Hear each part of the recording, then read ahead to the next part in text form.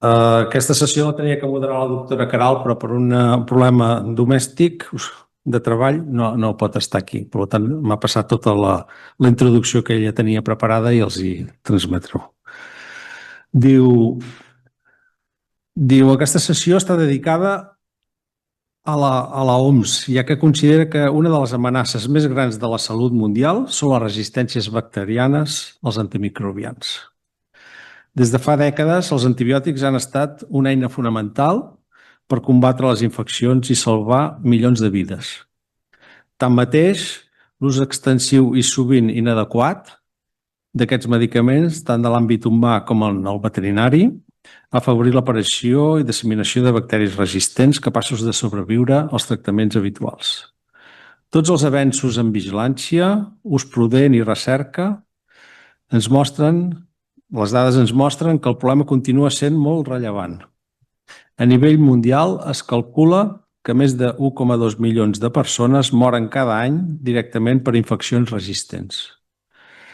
I a Europa són més de 35.000 els pacients amb més de 35.000 amb una despesa addicional de 1.500 milions d'euros. El 2023, un de cada 6 infeccions bacterianes confirmades per laboratori a tot el món va ser causada per bacteris resistents als antibiòtics i a Europa un de cada 10. A Espanya, gràcies al Pla Nacional davant de la resistència als antibiòtics, s'han fet avenços importants, com la reducció del consum d'antibiòtics en salut humana, el 17%, i en animal un 70%, és molt alt. Però encara convivim amb bacteris multiresistents d'alt impacte, com Klebsiella pneumoniae, Escherichia coli, Staphylococcus aureus, resistent a meticil·lin resistent, Pseudomonas aeruginosa, Acinetobacter baumannii, Streptococcus pneumoniae, entre altres. La sessió d'avui ens permetrà analitzar si realment hem superat aquest repte i conèixer les noves eines de detecció, contenció i control que marcaran l'ús futur en aquest camp dels antiinfecciosos. Tenim la sort de comptar amb dos grans experts ponents en la matèria, la doctora Nieves La Rosa, que és cap de servei de microbiologia de l'Hospital de Vall d'Hebron, professora associada de microbiologia i parasitologia mèdica de la Universitat Autònoma de Barcelona, investigadora de la xarxa col·laborativa de malalties infeccioses, CiberInf, de l'Institut de Salut Carlos III. Ell ens explicarà l'evolució de les resistències bacterianes, la situació actual i eines presents i de futur per a la seva detecció, contenció i control. L'objectiu d'aquesta part, d'aquesta sessió, serà revisar l'evolució recent de les dades epidemiològiques i descriure noves tecnologies i estratègies de vigilància, diagnòstic i prevenció. Després, el doctor Santi Grau, que és el director de l'àrea del medicament de l'Hospital del Mar, professor titular de farmacologia, Facultat de Medicina, Universitat Pompeu Fabra, assessor de l'EMA, de l'EMS, en l'àrea d'antimicrobians i membre coordinador dels programes PROA del Ministeri de Sanitat de l'Agència Espanyola de Medicaments i Productes Sanitaris. Ell parlarà sobre les resistències bacterianes, s'ha superat el repte front a aquest problema i l'objectiu és una qüestió que ens convida a analitzar fins a quin punt les estratègies actuals han estat efectives i quins límits trobem encara a la seva implementació. Doncs, sense més preàmbul i agraint la seva participació, començant per la doctora Nieves La Rosa. A tot el que estem avui aquí a les vostres cases i continuaré en castellà perquè estic molt més còmoda. Demano disculpas.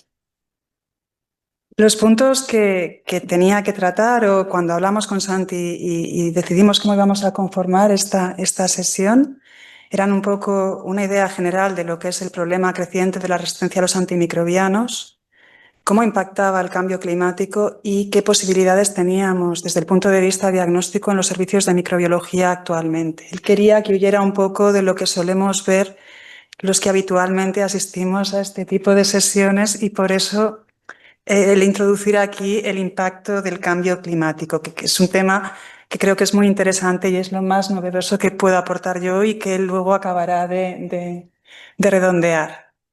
Entonces, si entendemos la resistencia a los antimicrobianos como un problema creciente, como un problema de alto impacto, y visualizamos los datos que tenemos en este momento, vemos que sobre todo en lo que es el sudeste asiático y toda la parte del Sáhara y la parte del sur de África, tienen unas tasas de resistencia muy importantes, con países como la India, con porcentajes de resistencia superiores al 50%. Y esto es algo que hay que tener muy presente, porque en un mundo globalizado como el nuestro ya no hay poblaciones de estanco y los problemas de estos países son problemas que más adelante llegan a los nuestros y con una rapidez importante.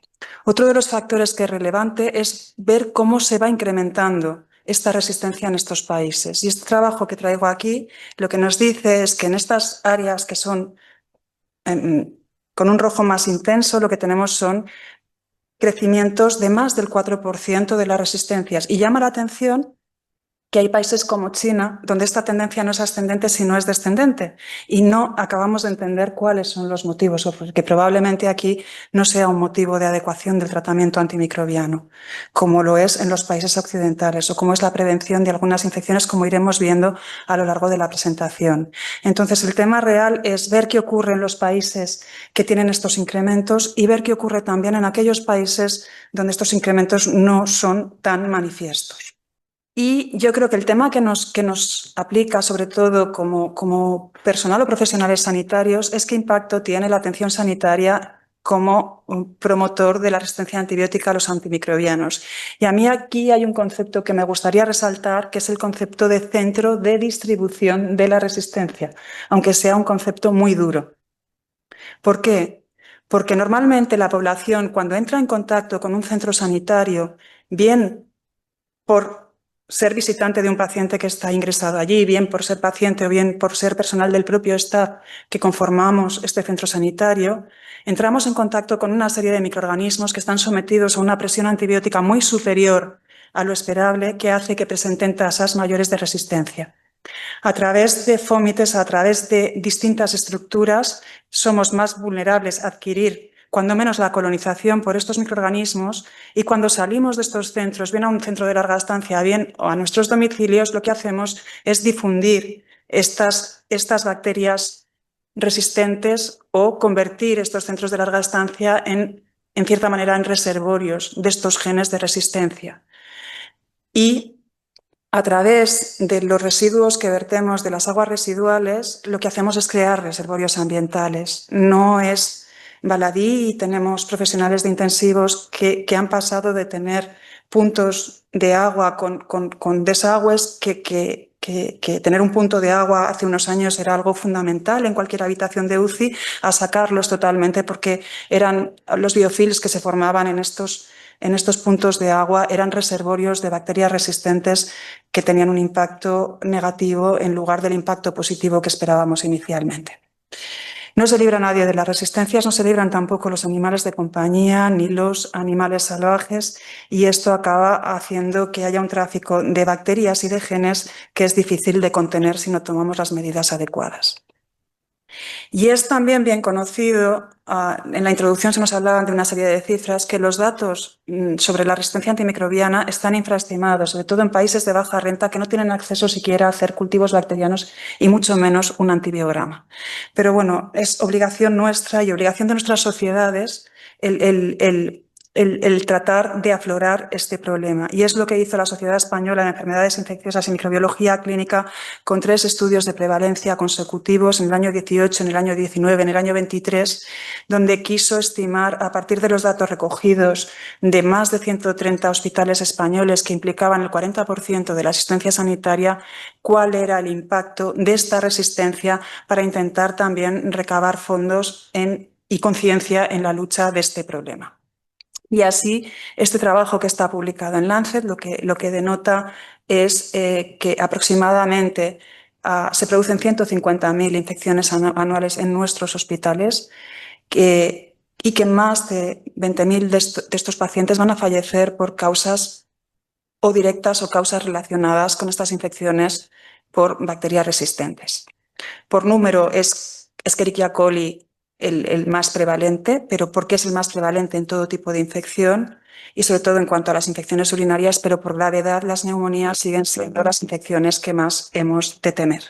Y estos son los datos que nos aportan a nivel del Estado. Pero a nivel de Cataluña, yo creo que siempre hemos sido pioneros y siempre hemos aportado esa información que va mucho más allá y hemos sido ejemplos desde programas como el EPINE, de prevalencia de la infección nosocomial, el ENVIN en las UCIs o la labor que realiza el VINCAT como organismo aglutinador de centros públicos y privados en la vigilancia de la infección nosocomial. Y no quiero dejar de lado a la Agencia de Salud Pública, que sobre todo en los últimos años ha hecho un gran esfuerzo de difusión a la sociedad de problemas como este y de la necesidad de trasladar esta vigilancia y de la información derivada de esta vigilancia a la población general.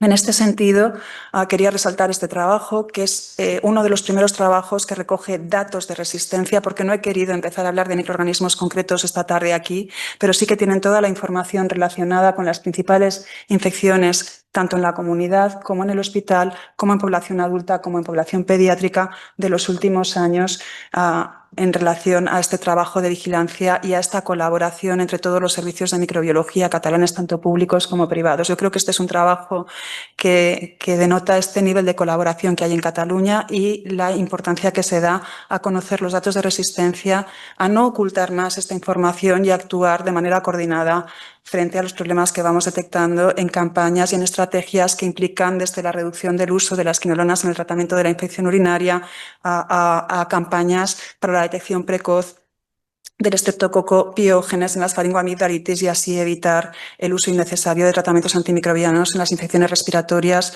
en la primaria, que es uno de los problemas que teníamos en cuanto a consumo de antimicrobianos. Quería resaltar aquí la vertiente tanto de un organismo como del otro, porque también, como comentaba, la Agencia de Salud Pública hace un papel muy importante en cuanto a la difusión de esta información. Y para no quedarme esta tarde sin traer un dato concreto de microorganismo, de entre todos los microorganismos que abordaremos, he querido resaltar el papel de Klebsiella pneumoniae, que es una bacteria eminentemente hospitalaria, pero que en estos momentos es, dentro de los enterobacteriales, la que más riesgo tiene de resistencias, tanto por presencia de beta-lactamasas de espectro expandido, que es un tipo de enzima de beta-lactamasa que inhabilita las cefalosporinas de tercera generación, con lo cual un tratamiento de infecciones graves y que además afecta sobre todo a poblaciones vulnerables, como por ejemplo los neonatos o recién nacidos prematuros, sobre todo.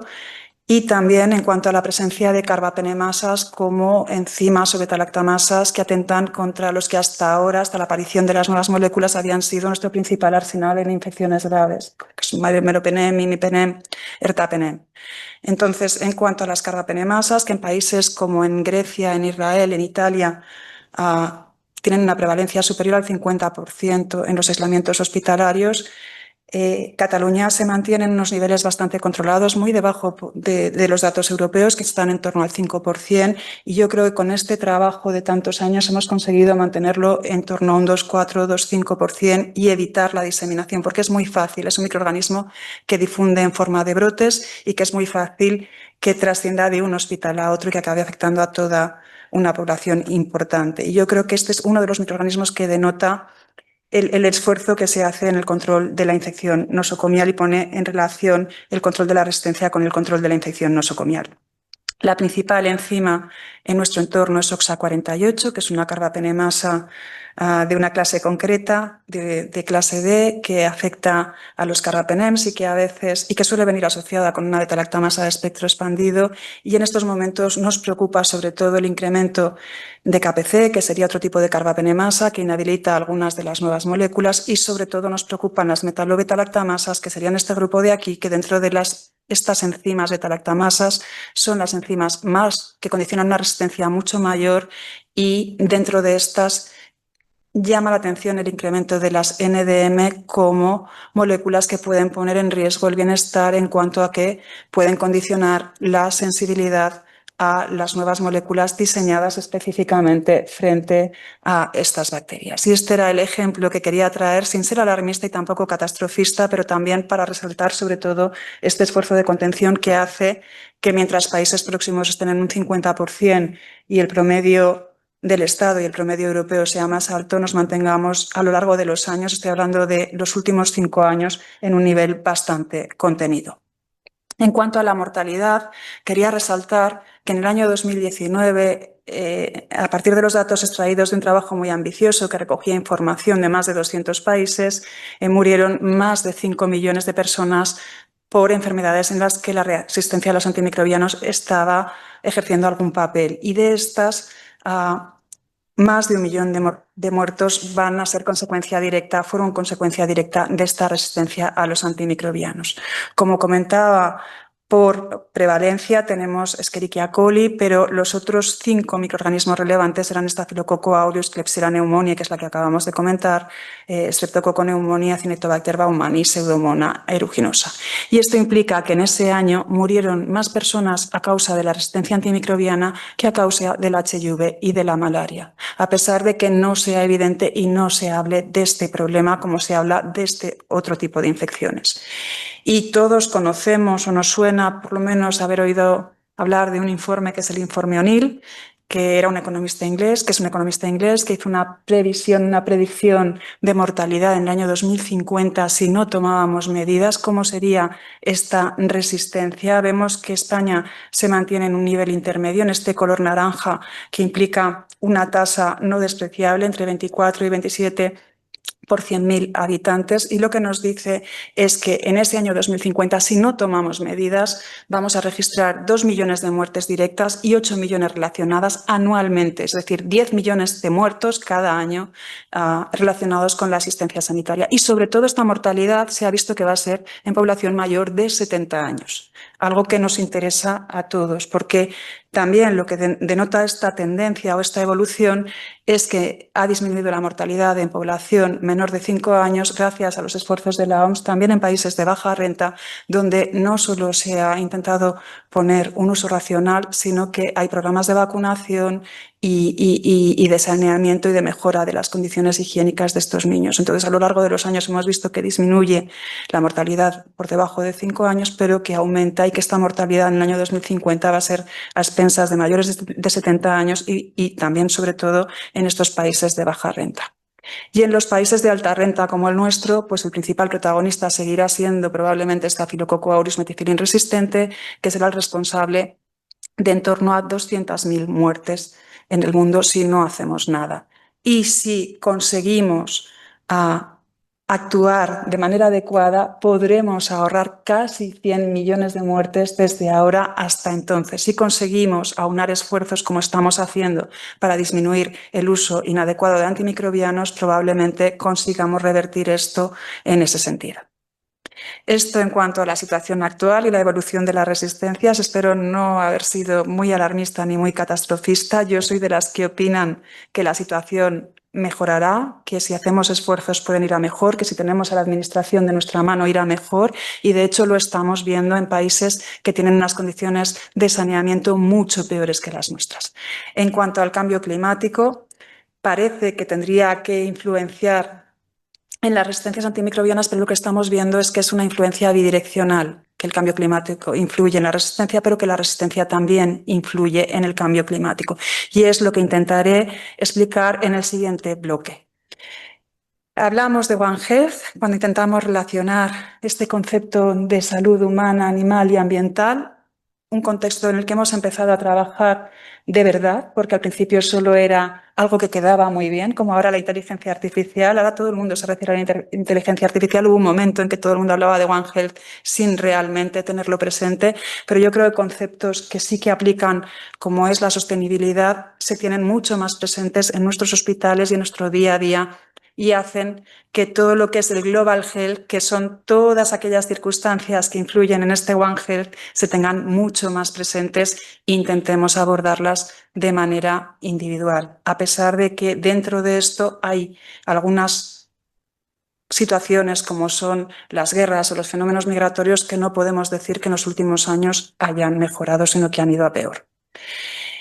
Y me gustaría poner de manifiesto para aquellos que no estén tan vinculados o tan relacionados con lo que es la resistencia a los antimicrobianos, que la difusión de esta va a depender o es un sistema que está organizado jerárquicamente y que su difusión va a depender de la transmisión horizontal entre diferentes nichos ecológicos. Es decir, nosotros podemos intercambiar genes de resistencia de manera horizontal, nuestras bacterias van a hacer esto, lo van a hacer entre individuos de la misma especie, pero también entre individuos compatibles de diferentes especies a través de plásmidos o integrones de nuestro tracto digestivo sin problema, y esto va a hacer que un paciente colonizado luego pueda difundir este microorganismo y pueda acabar infectado por esta bacteria o pueda promover que otro paciente que sea vulnerable acabe infectado por esta bacteria. Entonces tenemos dos conceptos. Uno sería el de presión selectiva, el de las mutaciones espontáneas, que va a generar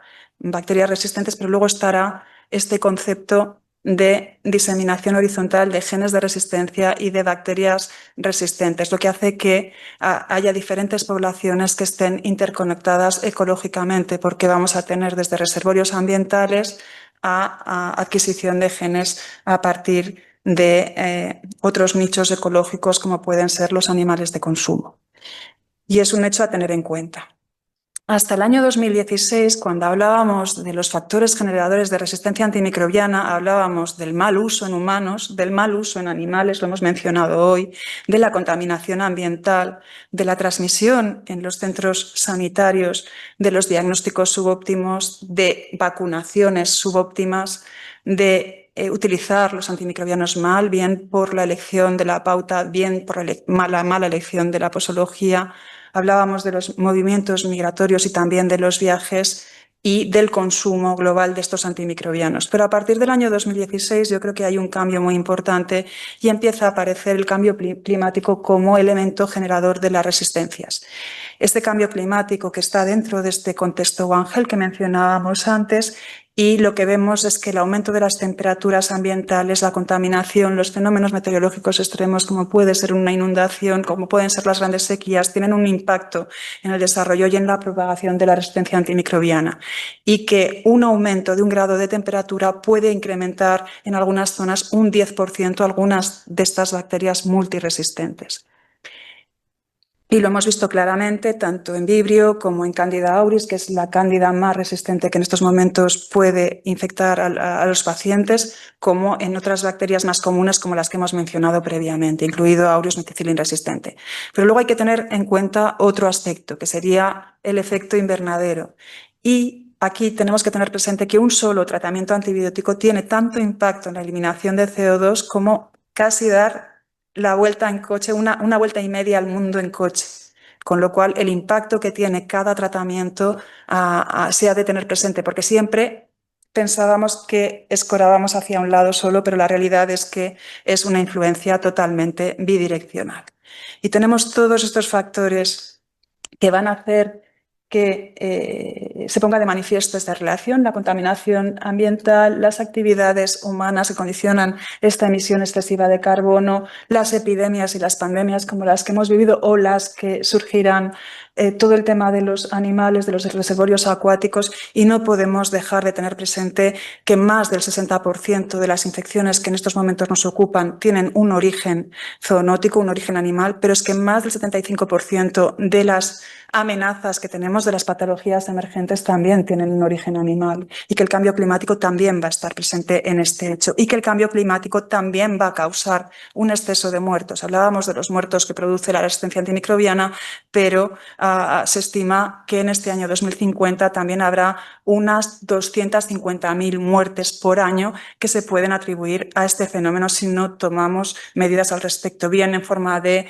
desnutrición, bien en forma de malaria o bien en forma de enfermedades diarreicas por ausencia de saneamiento de redes de saneamiento de agua considerables o adecuadas. Y vemos aquí, y es lo que intentamos poner de manifiesto, lo que se intenta poner de manifiesto en este trabajo, esta influencia que yo comentaba, que tiene un impacto directo, pero también un impacto a largo, que hay que tener muy presente desde ya, igual que tenemos en cuenta las medidas que van encaminadas a adecuar este uso racional de los antimicrobianos.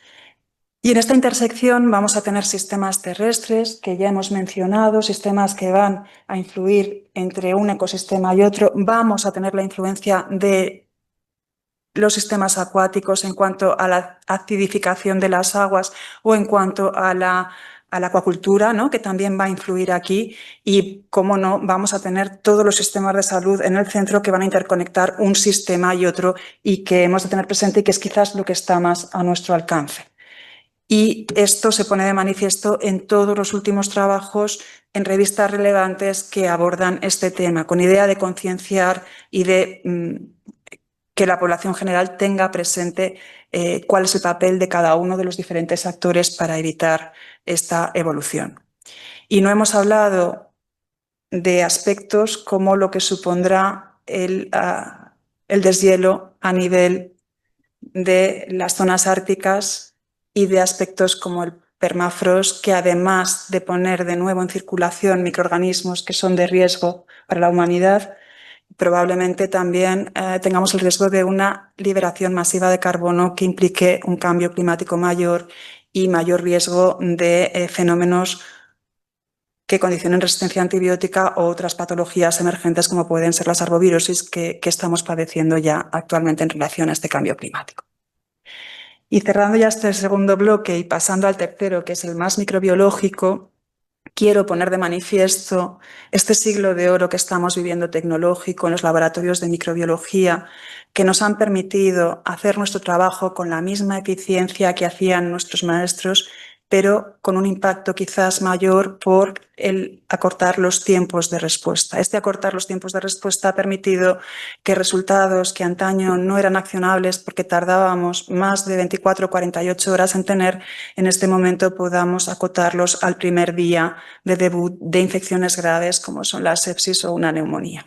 Y en este sentido ya vemos aquí que el hecho de adelantarnos va a permitir que podamos empezar una terapia empírica, que esta terapia empírica pase en el primer día a ser una terapia dirigida cuando menos al microorganismo, y que intentemos en las 24 primeras horas en infecciones graves, en el resto quizás un poco más tarde, tener un tratamiento adecuado al microorganismo, siempre y cuando podamos diagnosticar ese microorganismo, porque sabemos que en los cultivos microbiológicos y en las condiciones actuales hay algunas patologías en las que tenemos un gap que intentamos reducir, pero que depende no solo de factores de dentro del laboratorio, sino de factores externos como son la calidad de la muestra o el que el paciente haya recibido un tratamiento antimicrobiano antes de que se haya recogido esa muestra.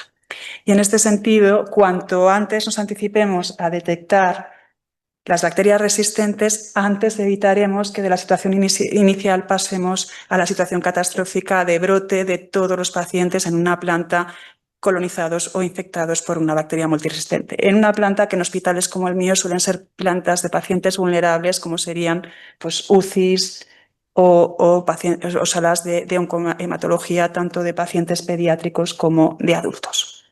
Y desde el año 1920, donde se utilizaba esta técnica, que era una técnica parecida a la dilución en agar, pero con estrías, que he tenido que estudiar para esta presentación, que yo no conocía y que se hacía para evaluar la sensibilidad a las sulfamidas, en la microbiología hemos ido viendo la emergencia de diferentes técnicas. Técnicas clásicas que ya no he querido traer, la dilución en caldo o la difusión en agar, que es lo que utilizamos, el Kirby-Bauer, que hemos utilizado durante muchos años. Y si nos fijamos, lo que vemos es que tenemos un gap aquí donde no hubo tecnología nueva y donde utilizábamos siempre estas técnicas tradicionales. Y en los últimos años hemos dispuesto de otras tecnologías que o bien nos han permitido detectar los mecanismos, los genes de resistencia principales o las proteínas que estaban expresando esas bacterias que eran portadoras de un gen de resistencia, o ya hemos dado un salto a poder detectar estos genes de la muestra directa, ya no de la colonia,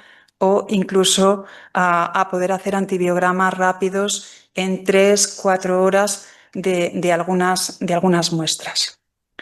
¿Y esto qué nos va a permitir? Pues nos va a permitir que, por ejemplo, en el entorno comunitario podamos evitar también más de 250.000 infecciones bacterianas resistentes a nivel europeo y más de 7.500 muertes. Y aquí están recogidas, aunque parezca mentira, todo lo que tenemos en este momento disponible, y no está recogido lo que vendrá en los años siguientes.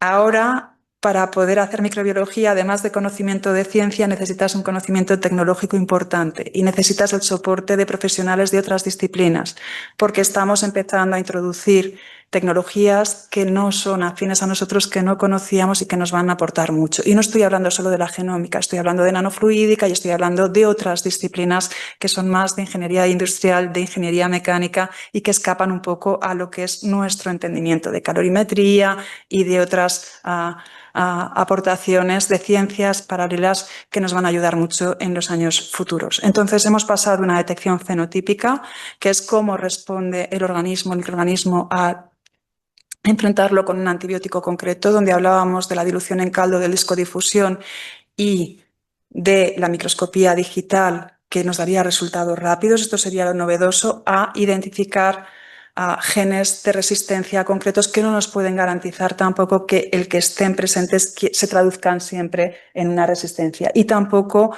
que detectemos este gen descarte la ausencia de resistencia en esta bacteria, porque hay muchos mecanismos que se van a escapar a esta codificación genética y que pueden afectarnos igualmente. Y en este sentido tenemos métodos enzimáticos, tenemos detección de ácido nucleico con PCRs dirigidas o tenemos en algunos casos la espectrometría de masas, que se utiliza poco, pero que podemos utilizarlo porque tiene diferentes aproximaciones para hacer estas detecciones. Y nos pueden dar información entre un día y 2 horas, como podemos ver aquí. Y yo creo que esto es algo muy relevante. Esto es realidad, estos son herramientas que tenemos en los laboratorios para dirigir los tratamientos, son cosas que no son al alcance de laboratorios de tercer nivel, sino que cualquier laboratorio puede tenerlas. Hablamos de test que se pueden hacer en la propia Pollata y que nos van a decir enseguida si eso que estamos viendo al microscopio, que la espectrometría de masas en 15 minutos me ha dicho que es una Escherichia coli, en un contexto o en un paciente que tiene factores de riesgo de tener una ablea,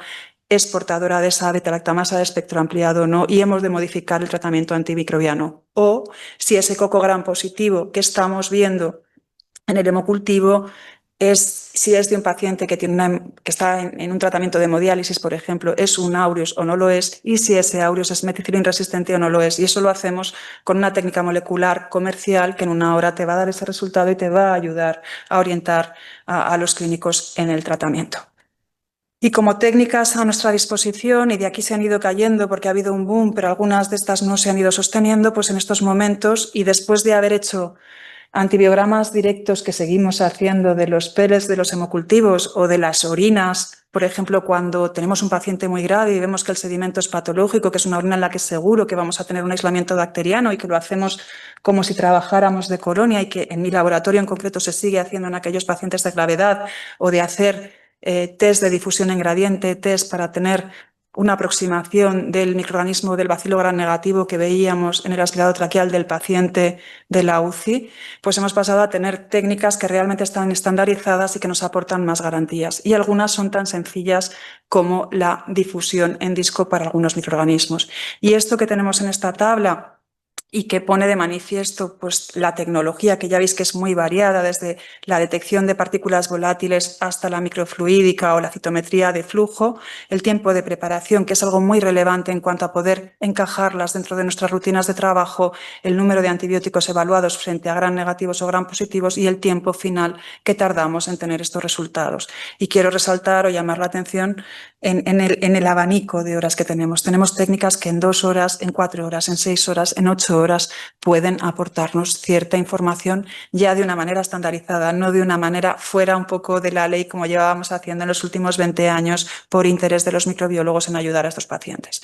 Y la primera de estas técnicas es la técnica del antibiograma rápido, que es una técnica que simplemente lo que ha hecho ha sido estandarizar para algunos microorganismos como más frecuentes, como serían coli, Klebsiella, Enterococo faecium o Pseudomonas aeruginosa y Streptococcus pneumoniae, la posibilidad de tener puntos de corte reales para poder analizar esos antibiogramas en 4, 6, 8 horas. Y esto está a disposición de cualquier laboratorio porque no necesita de tecnología, no necesita de preparación. Y nos ha permitido que algo que hacíamos casi a ciegas, hacías el antibiograma y lo ibas mirando y lo informabas cuando creías, pues hacerlo de una manera más profesional, más rigurosa, más reproducible y que nos ofrece más garantías en cuanto a la emisión de los resultados.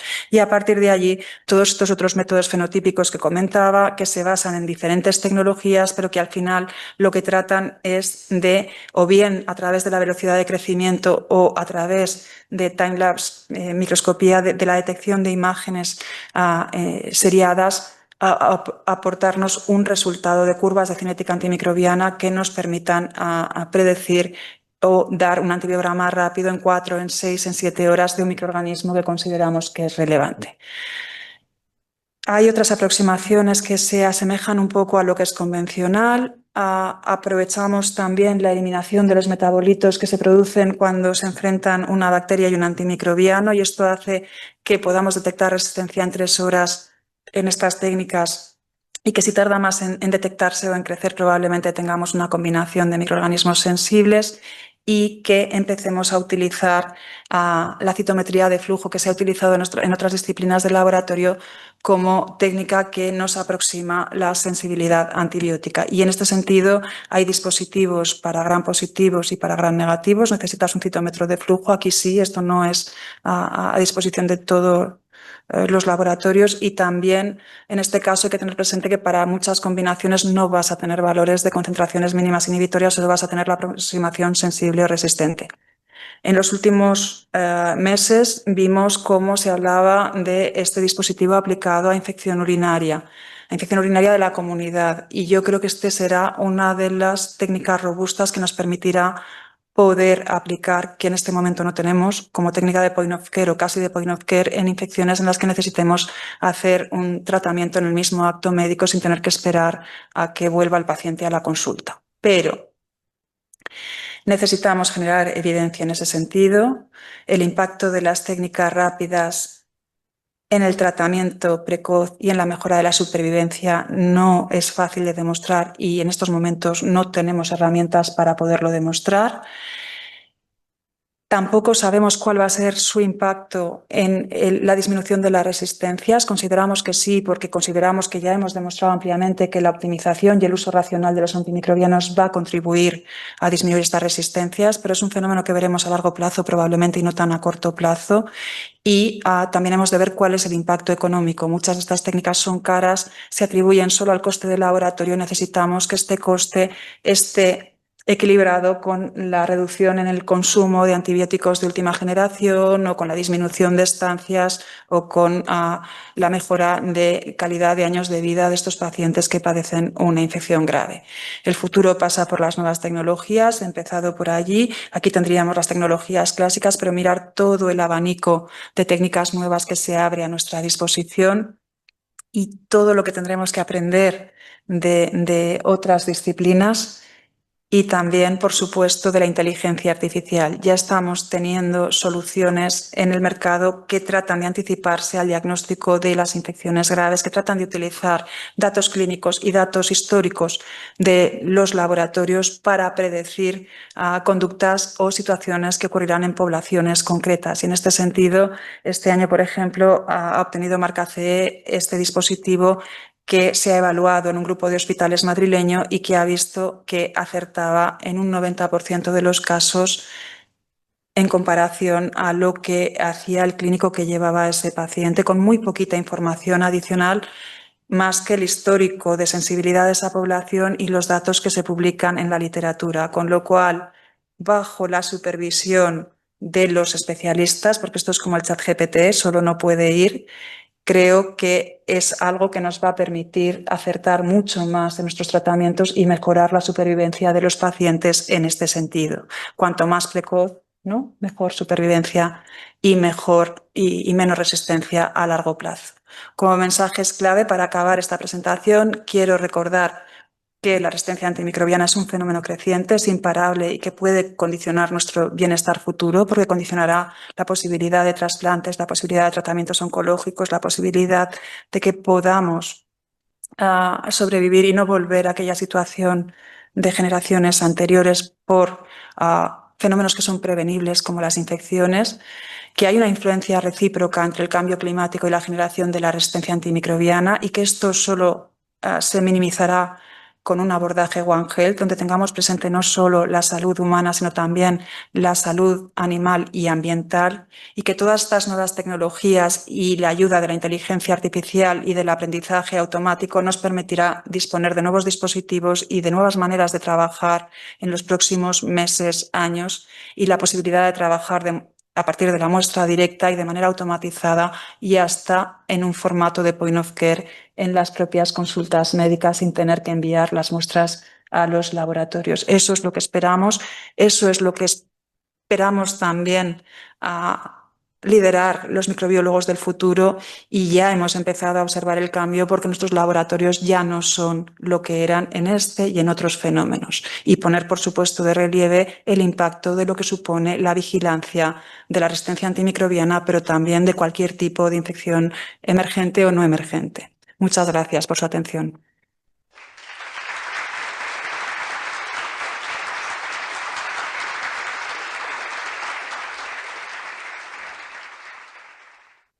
Gràcies, doctora Nieves Larrosa, per l'excel·lent presentació i amb els 3 blocs que ens ha presentat, ens ha il·luminat una mica el futur de les resistències i la seva aplicació.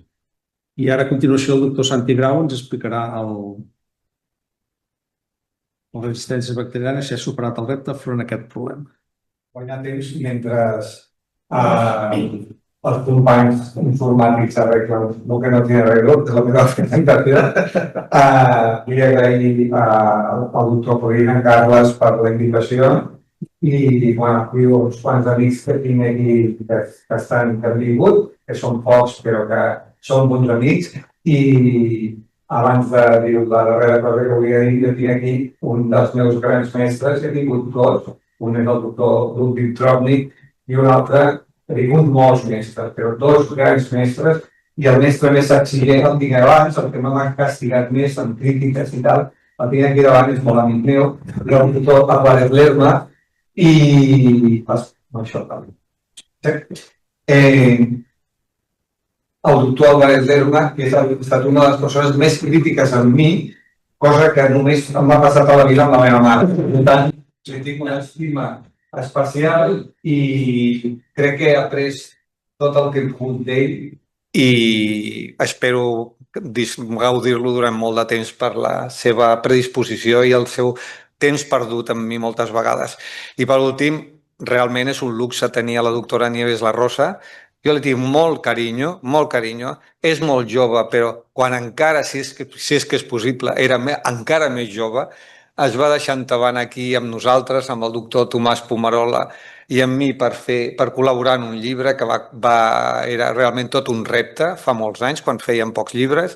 Realment es va prestar, va ajudar i sempre mai ha tingut un no quan li he demanat que m'ajudi i realment té la meva admiració i la meva consideració d'amiga. Moltíssimes gràcies, Nieves, de nou, per haver vingut. Bueno, intentaré ser rapidet, perquè per curiositat, quina hora tenim?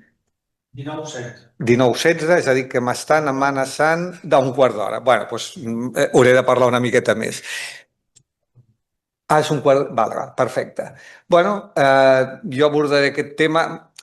Voldria dir alguna cosa, però m'estimo més esperar el que ha comentat la doctora Larrosa i crec que quan pugi al seu costat llavors faré algun comentari sobre la seva excel·lent xerrada que acaba de fer. M'imagino que hi haurà alguna pregunta, però faria alguna reflexió sobretot el que a vegades ens considerem que fem molt bé des d'una altra banda i que sense el que ella ha explicat no es pot fer bé i que tenim una incertesa que possiblement la resposta estigui en persones com ella i no en persones com nosaltres que hem fet d'altres coses diferents. Però bueno, després podríem parlar, si és que tenim temps, Carles, i comentar. Bueno, des del punt de vista d'història, tothom coneix a Fleming com el pare dels antibiòtics i tal, però hi ha investigadors que havien fet coses similars, quimioteràpies, com per exemple el doctor Paul Ehrlich, que va fer l'esfenamina, que es feia servir pel tractament de la sífilis. Posteriorment, i aquest és el primer facsímil sobre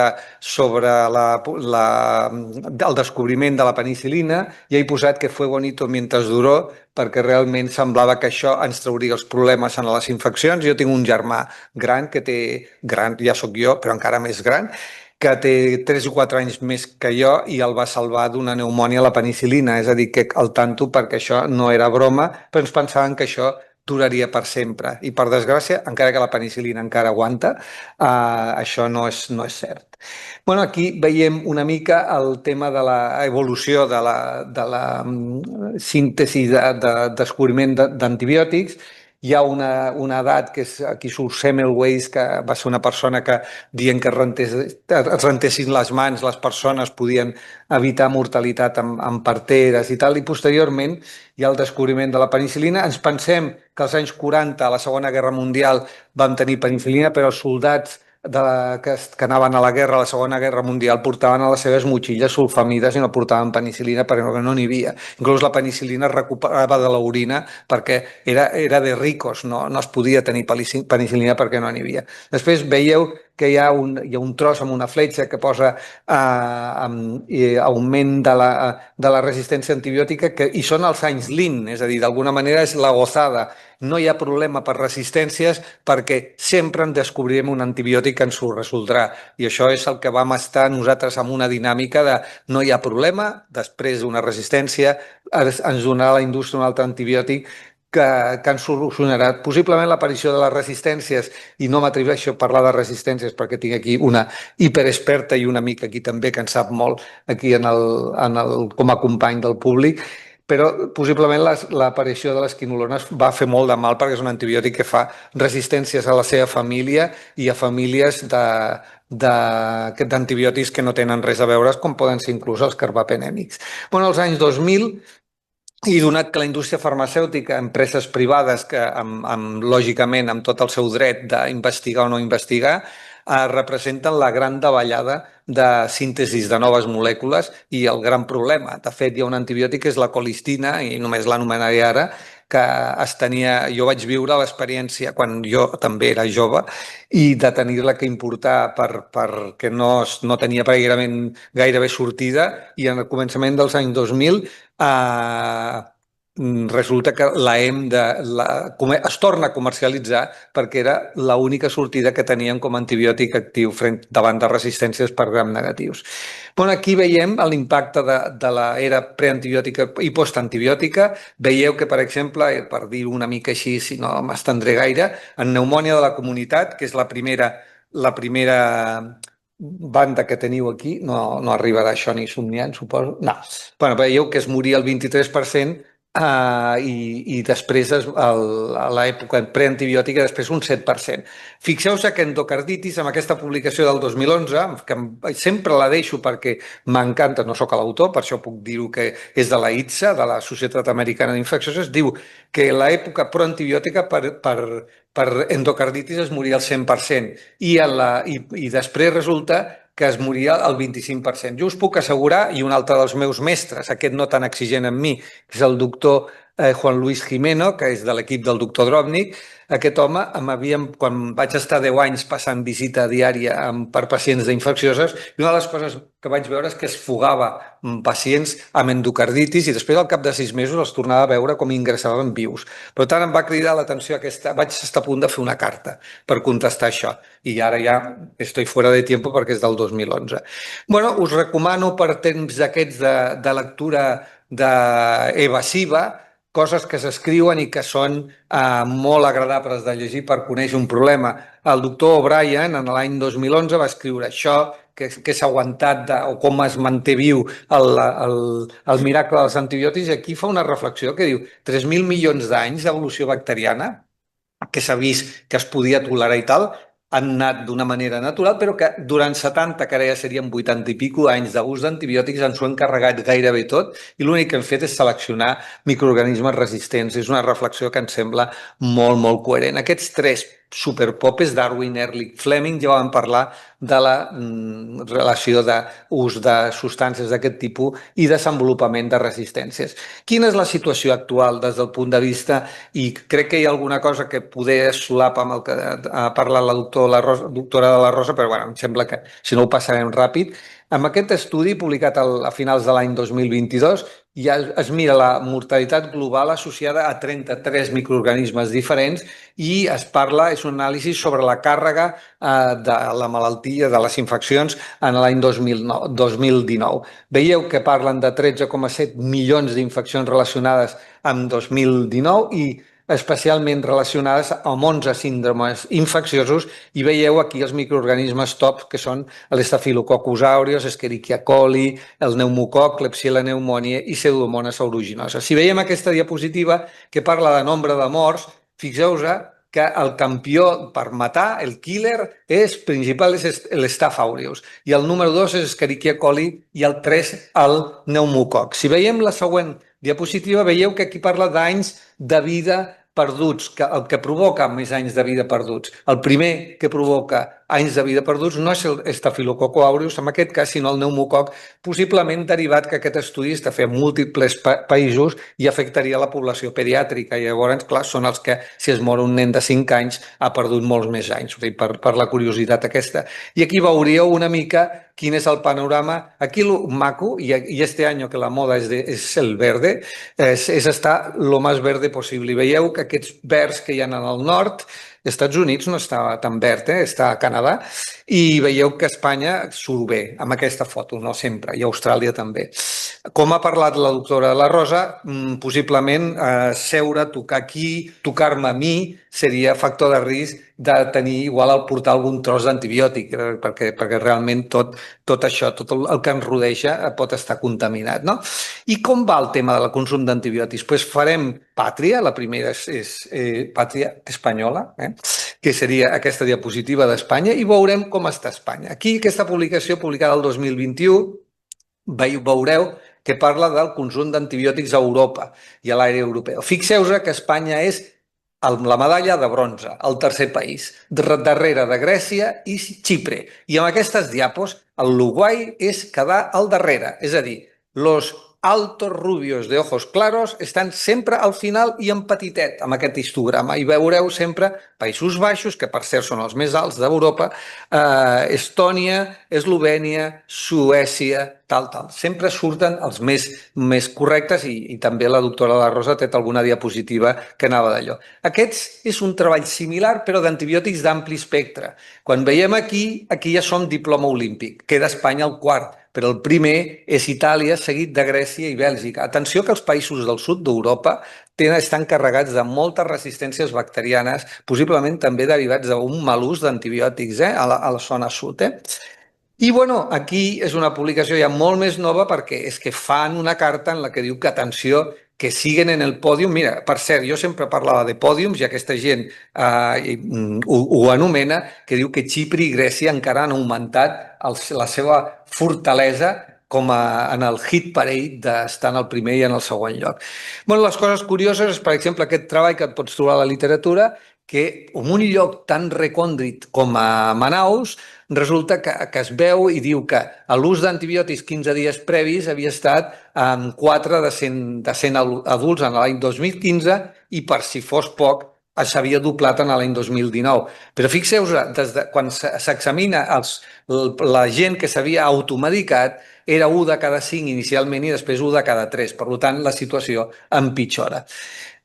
Coses curioses que es pot veure, si vas en metro, jo vaig sempre en metro, pots trobar-te bioaerosols. Qui agafa la línia groga i la línia vermella? Perquè aquí tenim Joanic, Santa Coloma, Tetuan. Aquí, amb aquest estudi, es veu que agafant mostres en el metro hi havia RNA d'Escherichia coli, coses curioses que d'allò. I aquesta és una foto que vaig prendre jo, perquè quan vaig cap a l'Hospital del Mar no veig el mar, malgrat que tothom diu quina enveja que veuràs el mar, però jo no vaig perquè directament me'n vaig cap a dintre, cap a la feina, i ho parlàvem també amb la doctora La Rosa, que em va haver d'aguantar també fa 24 hores. Llavors un dia vaig veure aquest bitxo fent això i vaig dir, hòstia, li tiro una foto perquè ho aprofitaré. Pues aquest bitxo, que és aquesta gavina de potes grogues, un estudi que es va fer a l'Hospital Clínic va estar mirant a Barcelona com estava el tema de les betalactamases i carbapenemases, si eren portadores aquests bitxos que a vegades a mi cada vegada em fan més por, perquè se t'acosten i quan jo, per exemple, que peso poc, crec que m'esquiven perquè veuen que no hi ha carn, però algú que pesi una mica més possiblement es trobarà amb un problema. Bé, doncs fixeu-vos, mireu el barri i veureu, podeu triar aquí i veure que el que és guai és estar en una zona. Fixeu-vos, Pijolàndia de Barcelona, la zona més alta, està de color vermell, no està tan afectat. I la resta de Barcelona, bueno, per l'Eixample, que m'encanta, hi ha molta gavina que pot ter les potes grogues amb resistències bacterianes. I coses fastigoses, com veure que les cucaratxes que ronden a vegades pels hospitals, quan fan els equips com el de la doctora Rosa, fan un cultiu, poden sortir microorganismes multiresistents d'aquestes potetes. És a dir, no solo dan asco, sinó encima porten microorganismes multiresistents. Y bueno, cariño, que nos vamos de vacaciones. Y ya sabeu aquest gos, un Basset Hound preciosos, muy pesados, no perquè siguin dolents, sinó que pesen molt i que se'ls fa malbé l'esquena. Diu, però sabeu que aquest bitxo va ser l'estrella d'una venda de pel·lícules d'anuncis de vete de viaje. Bueno, doncs pots triar i dir, va, Lancet Infectious Disease, i dir, trio i vull saber on tinc més possibilitats de que em porti com a regal una ble, per exemple, o algun altre microorganisme multiresistent. Tria si vas al sud d'Àsia, i si vols ser més segur, possiblement te'n vas a Europa i Oceania i Nord-Amèrica, com era esperable, no? Però la gran majoria de llocs realment fan, mireu, el sud-est d'Àsia té un 31,6% de possibilitats d'endur-te això. I això ja és el supercarinyo. Un lloc tan extraordinari com Zanzíbar. Te'n vas a Zanzíbar i resulta que amb aquest viatge es va fer un frotis als viatgers i un de cada 3 portaven un Escherichia coli multiresistent. Pues ya mejor quedarse aquí, por aquí, que cogeremos menos o que nos toque la gavina. Bueno, a vegades els resultats poden empitjorar. I, per exemple, i ahir també ho comentàvem, va sortir un antibiòtic que per mi tenia una gran esperança, que és cefiderocol, que és un sideròfar. A mi el doctor Drobnik sempre em deia léete La Roja. La Roja no era la selecció espanyola, La Roja era el Journal of el Journal of Infectious Disease, que la blava és el Clinical i la vermella és que ara tot ho baixes per internet i lògicament no ho veus. Sempre em deia, el dia que descubran un sideróforo, algo que impida que llegue el hierro a la bacteria, se ha terminado el tema. Quan ho vaig veure i vaig participar en l'observació de la recerca des que es va iniciar, li vaig posar molta il·lusió. Tanta il·lusió que vaig veure això, lo mata todo. Aquí, si la doctora La Rosa després pot dir alguna cosa, ahir dinant també vam fer algun comentari, lo mata todo, però després, quan se'm va demanar l'opinió i jo vaig fer a Espanya l'informe de posició terapèutic d'aquest antibiòtic, vaig ser molt dur perquè vaig rascar tota la informació que tenia la EMA i la EMS, i hi ha informació que fa patir des del punt de vista de l'estabilitat d'aquesta molècula. I això fa que no en parli algun laboratori farmacèutic, com per exemple el que ven aquest antibiòtic. I bueno, mals hàbits que també poden estar relacionats amb els problemes d'antibiòtics. Per exemple, hi ha 2 investigadors catalans que han anat seguint sobretot els hàbits de les farmàcies, i estem aquí a la Real Acadèmia de Farmàcia de Catalunya. Són Carles Llor i Josep Maria Cots. Principalment el Carles Llor s'ha dedicat a fer alguna publicació que a mi m'ha molestat, perquè ja us ho comentaré. Aquí un actor o actrius les va enviar a més de 200 farmàcies de Tarragona i el que va veure és quin era el comportament de la persona davant de que algú fes veure que tenia una infecció. Llavors, què va veure?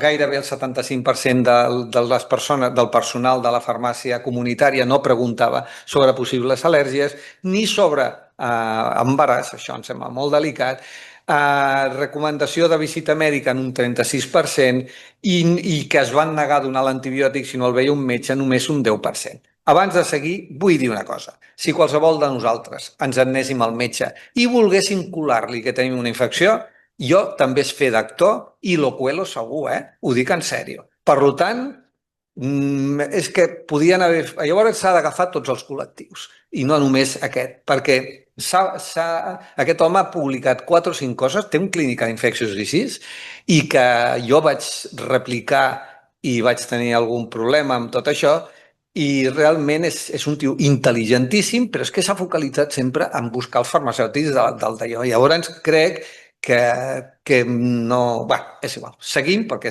faig defensa de la població, en aquest cas d'una professió que no em toca directe, perquè jo no he practicat a la farmàcia del carrer.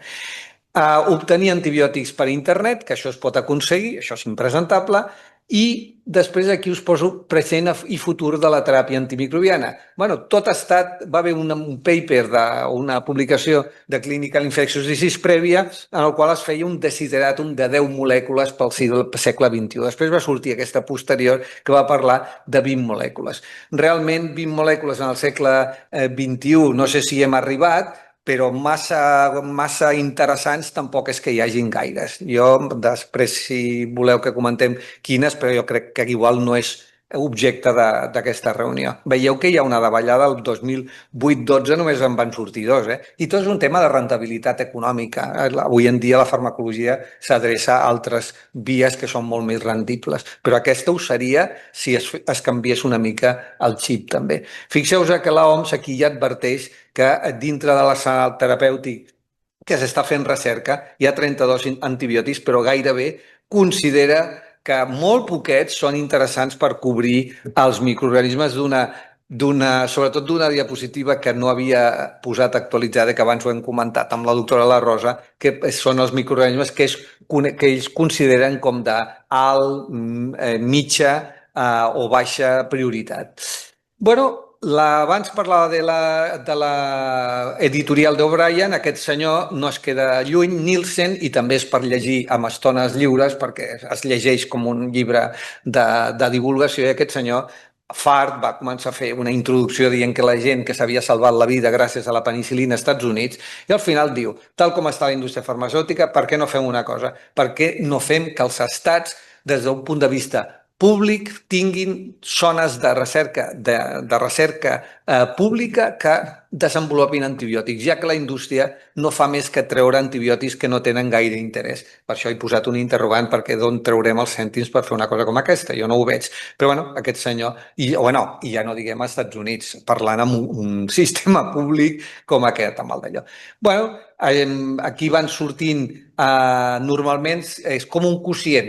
Això és antibiòtic / inhibidor de les beta-lactamases. I tot el que va sortint és plac, pip, plac, plac, plac, plac. Això, hauríem d'agafar l'exemple del càncer, que va fer un canvi brutal quan va tocar la immunoteràpia i coses d'aquest tipus, perquè per aquesta línia tot dura molt poc. I quan surt un antibiòtic al mercat ja hi ha microorganismes que eren sensibles i després són resistents. Bacteriòfags, interessantíssim. Queda malament dir-ho perquè és descobriment rus, però aquests bitxos, i nosaltres tenim, i segur que al Valle deveu tenir algun pacient que en porta algun, són por encargo. És a dir, has d'agafar, tipar la soca, etc., i pacientemente esperar que t'ho enviïn, possiblement d'Holanda, en el cas de la tuberculosi, que ens envien, que tenim 2 pacients en aquest cas, perquè una TBC encara es podia esperar una mica, però una sepsis, si estem esperant que ens dissenyin el bacteriòfag, el pacient ja estarà amb Sant Pere, no? Bé, coses que s'han inventat també, aquesta malaltia que coneixeu, i la diarrea per Clostridium difficile. Resulta que una de les coses que se li va ocórrer a una persona va ser, en comptes de donar antibiòtics per curar-la, etc., sinó donar un microorganisme que s'assembla molt i que el que va és a unir-se al receptor on es col·loca el patogen, llavors no el deixa entrar. Una mica analòg sona amb els mòrfics, perquè s'entengui, d'alguna manera, que impedeix que entri en el receptor. Bueno, ho vaig posar i mantinc la diapo el 2015 i la mantinc perquè em va semblar molt intel·ligent. No ho veig comercialitzat. 10 anys més tard, si no hi és que s'ha quedat pel camí. Igual em poso com deure aquest cap de setmana mirar-me com ha quedat aquesta història. Coses antigues, com fer servir oxigen hiperbàric per tractar ferides com veieu aquí, això pot funcionar perfectament. Els cucs moníssims, estèrils, que els poses a sobre d'una ferida, es van menjant el detritus i també tot el que troben per allà, això s'ha fet servir, i larves també d'aquests bitxos els pots comprar perfectíssimament. I torno a veure el doctor Drobny, que sempre em deia la sal i l'azúcar en les herides, l'azúcar per un tema d'osmosi podria també funcionar. Bueno, s'està parlant de nanopartícules, etc, que això en sabrà molt més la doctora La Rosa que jo, però bueno, estan en investigació. De fet, la nanotecnologia té moltíssim futur en l'àrea de la medicina. El trasplantament de fecal, de microbiota fecal, que coneixeu que es fa sobretot en la infecció per clostridioides és difícil. I després, campanyes per sensibilitzar el personal públic, com per exemple que la gent es renti les mans, és un gran problema, tan fàcil de que et rentis les mans, però resulta que quan fas un screening, i això ja s'encarreguen els equips d'infecció nosocomial de fer-ho, miren les vegades que la gent es renta les mans i no és veritat que se les rentin. Jo quan alguna vegada agafo algun avió i vaig al bany, a vegades m'espero una mica més, igual es pensen que sóc un voyeur i estic observant quanta gent va al lavabo i es renta les mans, perquè veig que hi ha molta gent que surt escopatejada i no perquè pierda l'avió, sinó senzillament perquè no té intrínsec això. Això és molt greu en el personal sanitari i està passant i és importantíssim. Això també que és política que fa l'Agència Espanyola del Medicament, els hi vaig demanar que m'enviessin aquest pòster en el qual vaig col·laborar i em van enviar això i em van dir te lo imprimes porque no tenemos dinero. I jo no sé quina manera d'imprimir-m'ho perquè sigui en qualitat i ho poso amb la diapo. I això és el futur des del punt de vista o el present des del punt de vista de l'abordatge de moltes infeccions, que és fer, diuen, lo más corto, lo mejor, con perdón, amb el tema dels antibiòtics. I llavors, aquí, amb aquest estudi, el que demostren és que de gairebé una mica més de 900.000 consultes que van generar prescripcions antibiòtiques, quan es van consultar les guidelines, es va veure que la durada del tractament antibiòtic havia estat per sobre en 1,2 milions de dies. Si això ho globalitzéssim en el món, és una autèntica passada i seria una gozada que tothom entrés dintre de les guidelines. Això és una tàctica que la gent jo crec que cada vegada està fent més, una estratègia que està fent més. Fixeu-vos aquesta publicació que apareix del New England, a la qual amb bacterièmia donar 7 dies versus 14 és exactament igual i que funciona perfectament. És a dir, és una línia, aquest test d'inicis es va sortir en paper a inicis d'aquest any, de 2025. Pla Nacional de Resistències. Una de les coses que s'ha vist, els que estan treballant molt bé són els veterinaris. Es veu que les vaques mengen menys antibiòtics que abans i el ramat en general, i és una de les formes de disminuir també la resistència. Els equips de PROA, també com bé coneixeu, que són els de programes d'optimització d'antibiòtics, això són el pipeline, les noves molècules que s'estan investigant, ja veurem què surt. Aquí m'agrada molt quan veig agents immunomoduladors, perquè la resta hi ha anticossos, crec que això pot ser un camí de recerca, però jo no tinc informació suficient com per agafar i engrescar-me a dir que ho veig com a que ja és un present. Crec que això també és el futur. Un gran problema de l'ús d'antibiòtics, i això a vegades passa desapercebut, és el desproviment d'antibiòtics. Si tu no tens un antibiòtic bàsic, realment què en fas? I això, el que em va sobtar és que la EMA, quan es va comunicar fa 2 anys, els pediatres van comunicar que això ho consideressin com un event preocupant des del punt de vista d'acció, ells van considerar que no hi havia cap problema que no tinguessin els metges amoxicil·lina i cefaclor, quan són 2 antibiòtics que el que fan és tancar l'espectre al mínim per accedir a moltes infeccions pediàtriques. Això, amb tot l'orgull ho poso, la meva filla m'ho va enviar quan es van posar d'acord tots els pediatres d'engrescar-se que això era un problema que estava afectant a tota Espanya i estava afectant a Europa i al món. Aquí teniu una publicació que és 2025, que això donaria per parlar una hora, que està superbé de veure les causes i solucions dels desproveïments. A vegades hi ha situacions que se'ns ha passat desapercebudes, i amb això acabo, i una és la guerra. Crec que la Nieves ho ha comentat una miqueta. Fixeu-vos, això és Mosul, sembla que amb tantes guerres noves ens hem oblidat d'Iraq, però Iraq va ser una guerra molt, molt dura, i aquí fixeu-vos les taxes de resistència de diversos microorganismes, que no hi entraré, relacionats amb les ferides que hi havia allà. Això és tremendo. Després ens en anem aquí i diu que com està la situació a Iraq. És una publicació interessantíssima del 2023 i diu com estàvem a la Segona Guerra Mundial i com estem ara, amb tanta progressió que tenim. Deia, en la Segona Guerra Mundial únicament tenia un gran problema amb els metalls pesants que es fan servir amb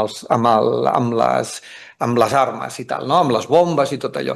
Però fixeu-vos que posa Iraq, i això és a l'any 80, que deteriorament del sistema sanitari, absència de gent experta, no hi ha control d'infecció, no tenen antibiòtics, no hi ha control per debrir de ferides, o bé el diagnòstic no és adequat. Això sí que és un problema seriós, perquè sembla que tiris 100 anys enrere aquí.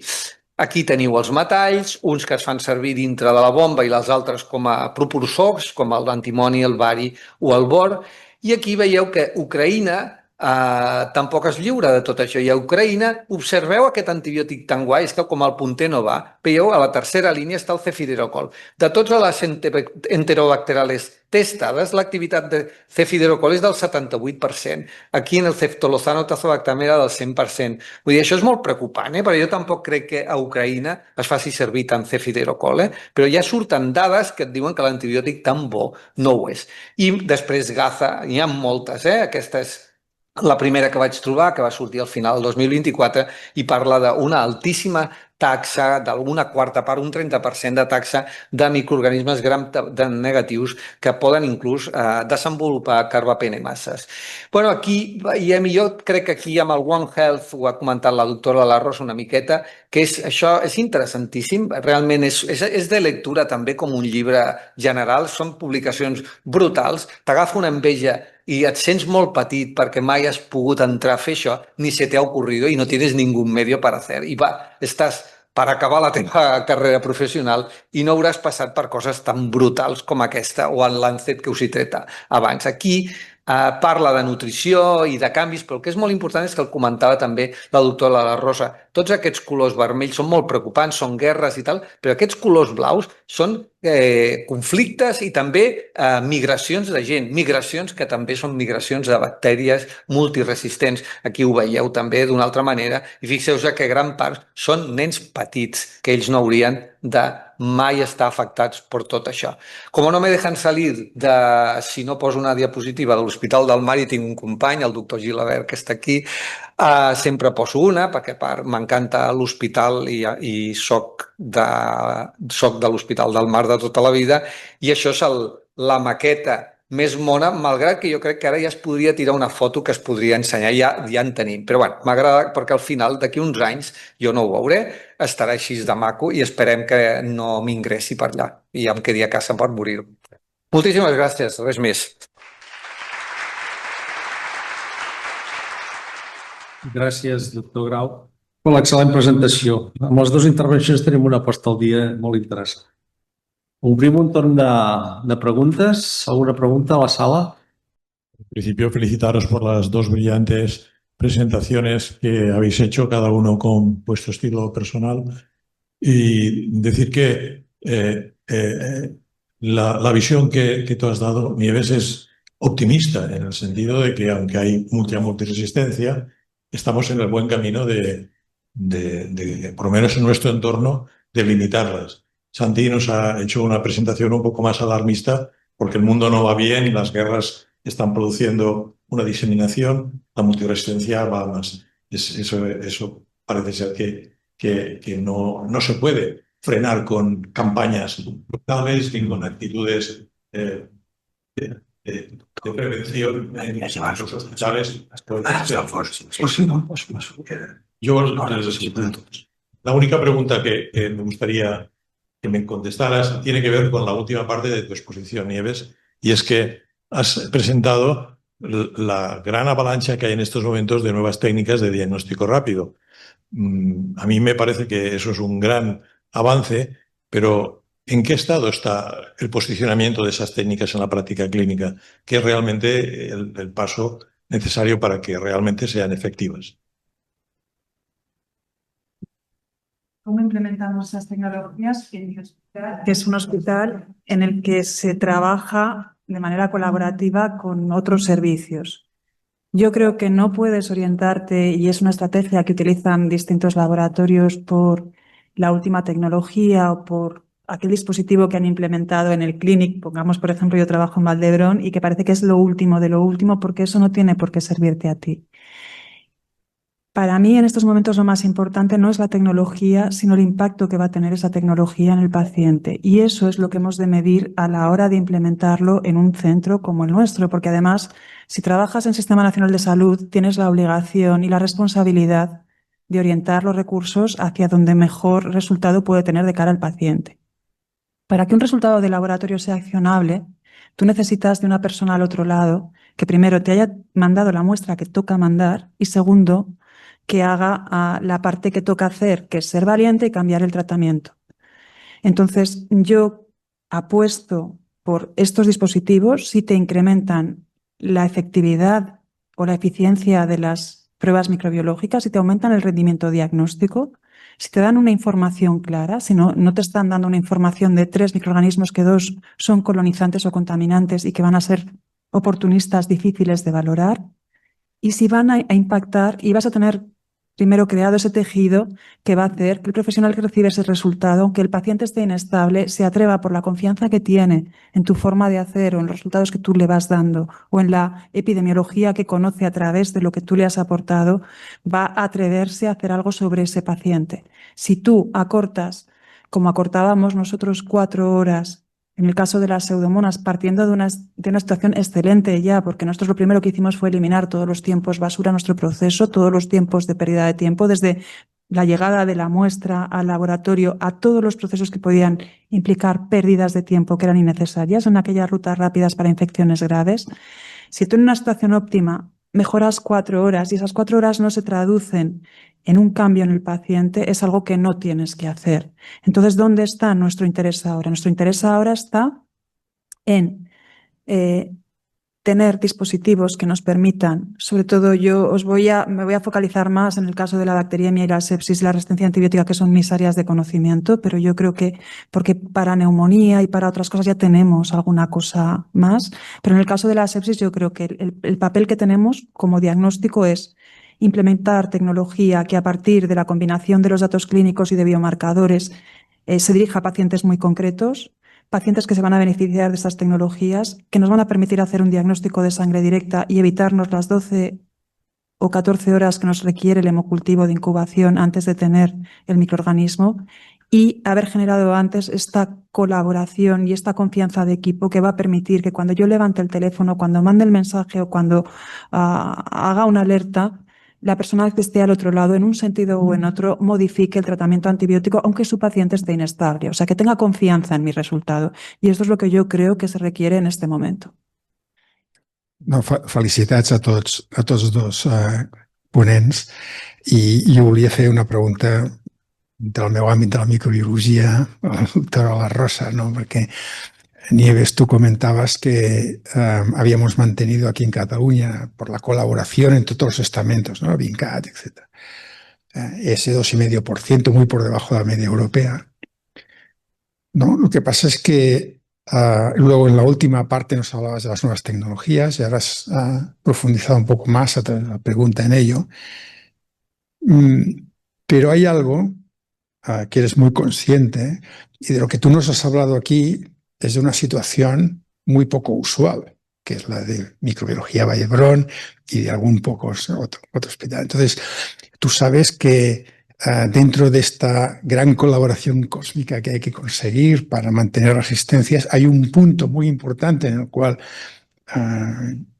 tú y yo hemos comentado siempre, ¿no? Y que es crucial y es el tipo de generación de resultados, que está muy bien, pero luego la microbiología catalana es muy heterogénea. no hay guardias en todos los sitios, no hay microbiólogos en todos los sitios, hay laboratorios que cierran el viernes y no abren hasta el lunes. ¿Cómo deberíamos solucionar este tema a nivel de Cataluña como un punto más para mantener estos niveles bajos de resistencia antibiótica a través de mantener este tiempo de generación de resultados tan corto, que solo es asumible hoy en muy pocos centros? Pregunta y un buen aprieto en el que me pone el doctor Fumarola. Con conocimiento, con nuevas tecnologías y con colaboración, rompiendo barreras. Yo creo que la gran ventaja que tenemos en Cataluña, y yo no soy catalana, es que siempre hemos roto barreras y hemos sido pioneros en la parte de colaboración. Y en este sentido yo creo que la telemedicina que aplicamos con buen criterio en países de baja renta es algo que nos podría ayudar a colaborar entre diferentes niveles asistenciales. Yo no concibo, y pasa en muchas comunidades autónomas en hospitales de referencia, que un laboratorio pueda cerrar los hemocultivos el viernes a las 3 de la tarde y los vuelva a abrir el lunes por la mañana. O que en ese tiempo haya profesionales de disciplinas afines y que probablemente se hayan formado para poder decir que en un gram hay un coco gram positivo, que pueda ser un estafilococo, que hay un bacilo gram negativo, no se trate de dar la identificación y el antibiograma, la prueba de sensibilidad de ese microorganismo para dirigir el tratamiento antimicrobiano. Y dar el antibiograma no es leer halos o dar o traducir el resultado de una prueba que te da un analizador, es interpretar el antibiograma, es tratar de ver cuál es el mecanismos de resistencia, es tratar de ver con qué fármaco se ha de tratar a ese paciente, qué has de ampliar en ese antibiograma según el mecanismo de resistencia. Y eso solo lo puede dirigir hoy por hoy un microbiólogo experto en estas áreas. El doctor Pumarola y yo hemos discutido mucho, él como virólogo, yo como bacterióloga. Yo no puedo ya asesorar en aspectos muy concretos de la microbiología y creo que a nivel de resistencias antibióticas él no podrá discutirme a mí. Y estamos haciendo que profesionales fuera de la microbiología puedan asumir esta responsabilidad porque las condiciones laborales mandan y tenemos pacientes cada vez más complejos. Con lo cual, si a mí me permiten acceder a la historia clínica de ese paciente, como tenemos hoy por hoy en los hospitales, a un clic, y si puedo acceder a las imágenes de ese gram, y si puedo acceder en una web app al resultado del analizador, ¿por qué no voy a poder colaborar con mis compañeros del Hospital de Figueras, que no sé si tiene guardias, pero intuyo que no tendrá guardias 24/7 de microbiología, a orientar a ese paciente que tiene una sepsis y que requiere una actuación rápida? ¿Por qué no?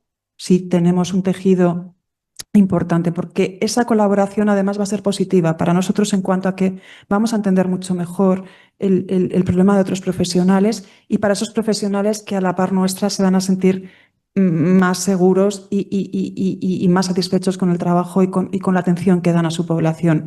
Y esto es un proyecto que yo creo que es obligación nuestra de los hospitales grandes, tratar de poner adelante y crear esta estructura, y que es algo que aún no hemos puesto encima de la mesa, pero que tenemos la responsabilidad de intentar poner en marcha, como se han puesto en marcha otros proyectos como el Código Sepsis o proyectos muy importantes a nivel de paciente.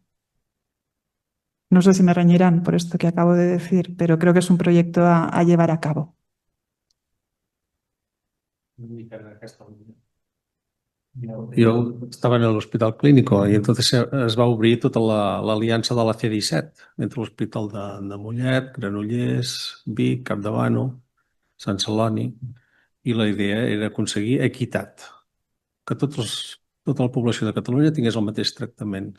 I això jo penso que encara estem una mica lluny d'aconseguir això, en tots els àmbits. I avui a TV3, al migdia, que he tingut l'oportunitat de veure les notícies, deien que els de Lleida al cap de setmana no tenen neuròleg per diagnosticar ni tractar ictus. Ho han dit per les notícies. No sé si aquí... Oi que sí? Aquí tenim una pregunta d'una persona que està connectada fora que diu que és la Cecília Mariño, farmacèutica hospitalària del Servei de Farmàcia de l'Institut Guttmann. Gràcies per la presentació. que ha sigut molt interessant, i diu, en relació a la globalització, com creieu que ens pot afectar les resistències i com es creu que seria millor la manera de controlar?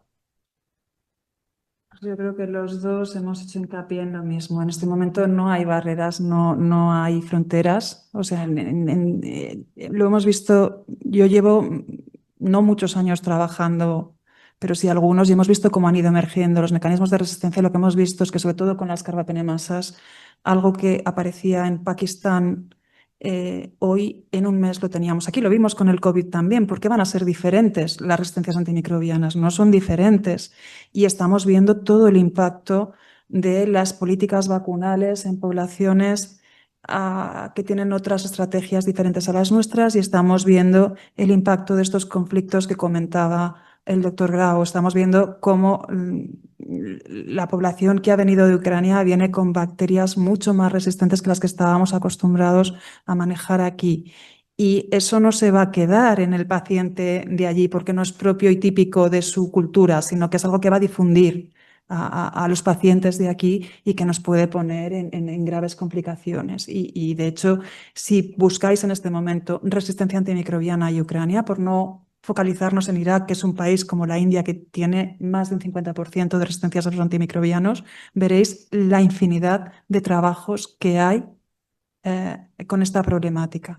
Y cuando hablamos de esto, hablamos de viajes, hablamos de población que no hace la profilaxis adecuada y que luego viene con problemas concretos, hablamos de políticas inadecuadas y es algo a lo que no podemos mirar atrás. Hoy ya no podemos decir país de elevada renta y país de baja renta. Hoy todo lo que afecte a cualquier país de baja renta va a ser un problema también del mundo occidental y lo tenemos que tener muy presente, no podemos eludirlo.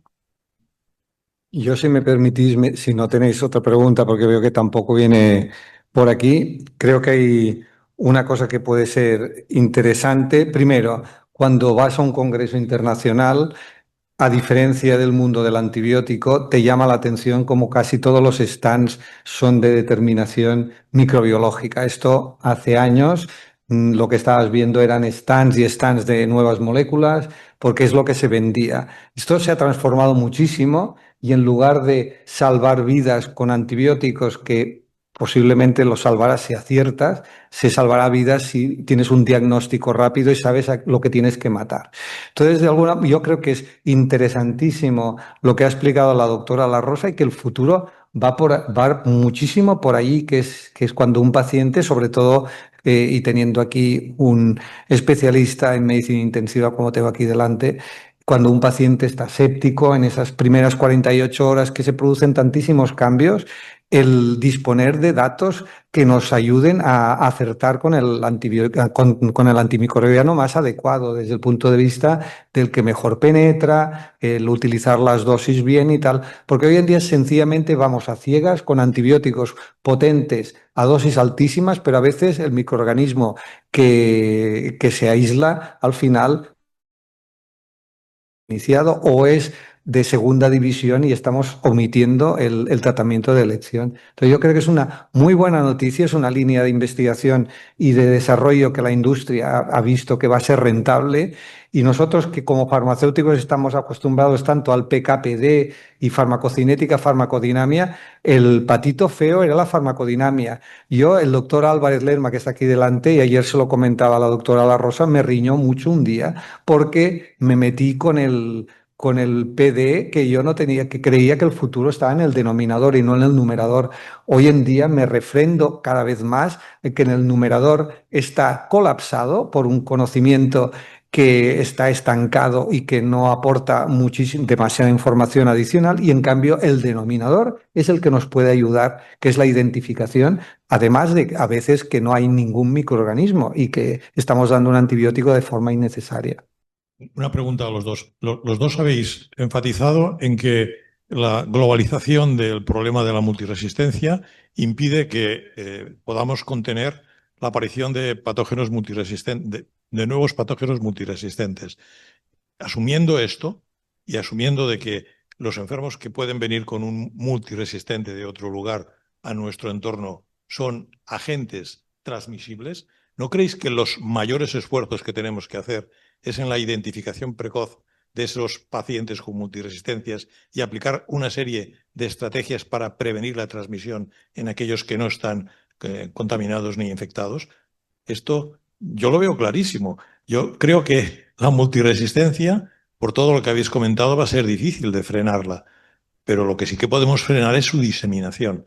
Y al diseminar su diseminación, disminuiremos infecciones por multiresistentes y disminuiremos muertes relacionadas con la multiresistencia.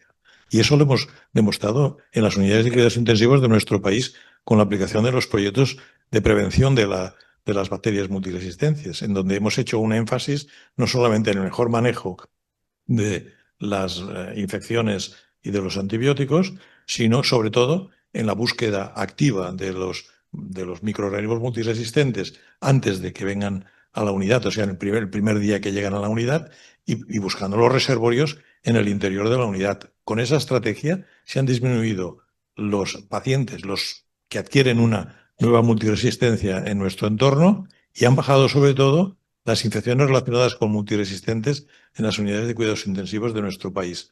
Y eso es un ámbito pequeño, que es unidades de cuidados intensivos en un entorno como es nuestro país, pero se ha conseguido hacer por un gran esfuerzo que han hecho muchos colectivos que han trabajado en ese entorno.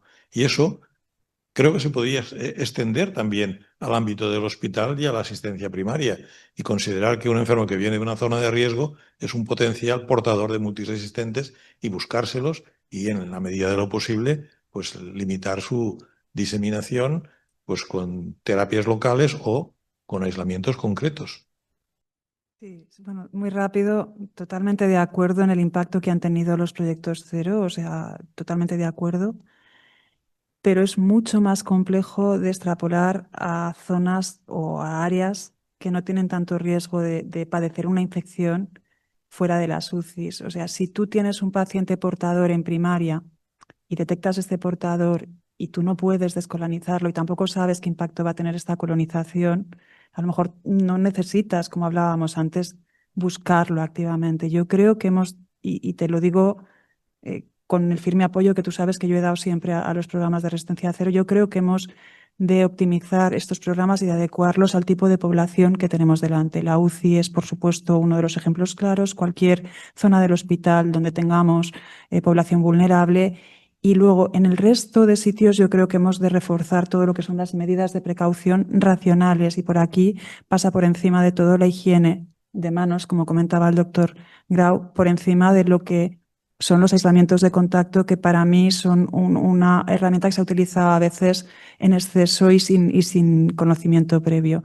Todo lo que implique conocimiento para evitar la difusión, por supuesto, pero conocimiento en pacientes en los que no vamos a poder hacer ninguna acción, tampoco lo veo necesario en cuanto a lo que pueda suponer saber que el 5% de la población que está circulando en las calles en Barcelona está colonizada a nivel rectal por un colible. Vamos a crear una situación que a lo mejor pueda implicar alarma cuando no sabemos qué impacto podrá tener eso. Cuando entren en el hospital y cuando entren para un proceso que va a implicar vulnerabilidad, por supuesto, però a nivell de otros niveles asistenciales yo creo que hemos de ser muy prudentes. Primer, felicitar-vos per les dues magnífiques exposicions. I m'ha semblat escoltar que deia la doctora que sí que la mort per resistències antimicrobianes eren superiors. Em sembla que es havia sumat HIV i malària.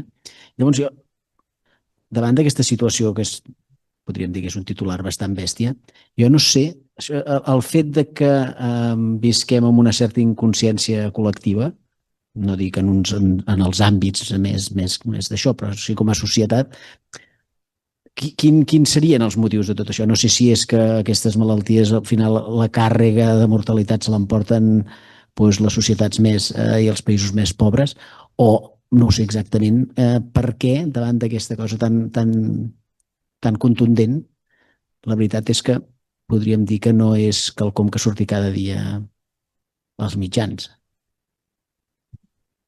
Silenciosa. Yo suelo oír de estos eslóganes, pero es real.